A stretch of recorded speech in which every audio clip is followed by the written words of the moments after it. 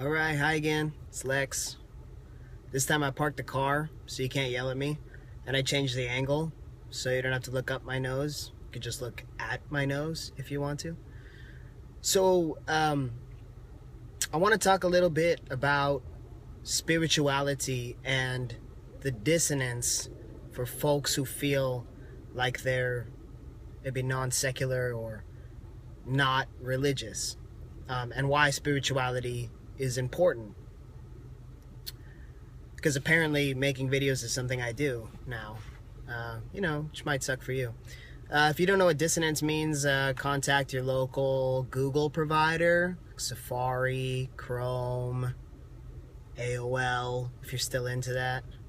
Boop, boop, boop, boop, boop, boop. Okay. So, when we look at organisms in nature, we don't see extra pieces, right? When you look at a tree, you don't think, you could probably do without those leaves, or you could do without those branches. And when we look at our bodies, we have, these aspects of our personhood.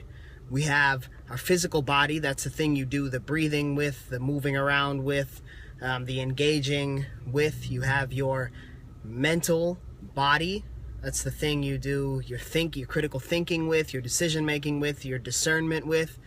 Though you could make the argument that you do your discernment with your soul or spirit as well, but we won't get into that. You have your emotional body, that's the thing that you're expressing with, that you're feeling with, that you're experiencing with. And then you have this spiritual body, this soul, however you want to call it, pick a tradition and use those words, but that's a part of a well-rounded organism, right? And we wouldn't, the same way we wouldn't look at a tree and say, you don't need that piece.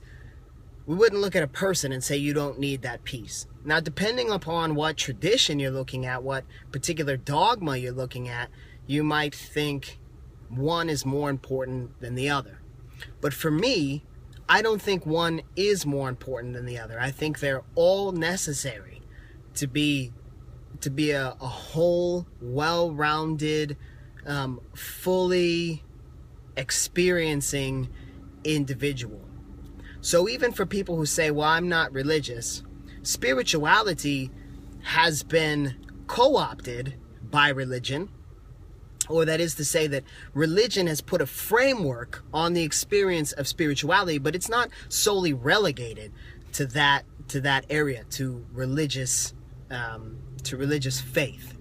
But faith is something once disconnected from religion. Spirituality, once disconnected from religion, can be experienced through infinite modalities. It's anything that allows you to expand, that allows you to experience.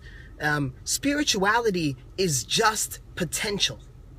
Okay, now religion puts a particular doctrine on that potential. The same way, say, a gym puts a particular framework on fitness, but fitness is not relegated to a gym. So you might have these different gym experiences, like you might have strength training, or you might have CrossFit, or you might have yoga or Pilates or whatever your tradition is. But fitness is not solely encapsulated within those gym modalities. Fitness is a larger experience. Your physical body is a larger experience than those gyms can corral. Spirituality is the same thing.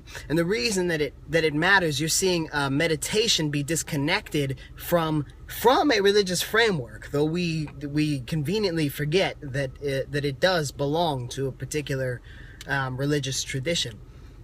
If you're not comfortable with religious traditions, then take the pieces that work for you. You put together your own tradition. Now, I'll warn you, something that's been hard for me is not having a tradition to rely on, not having a dogma to say, well, these are the ways that I practice my faith.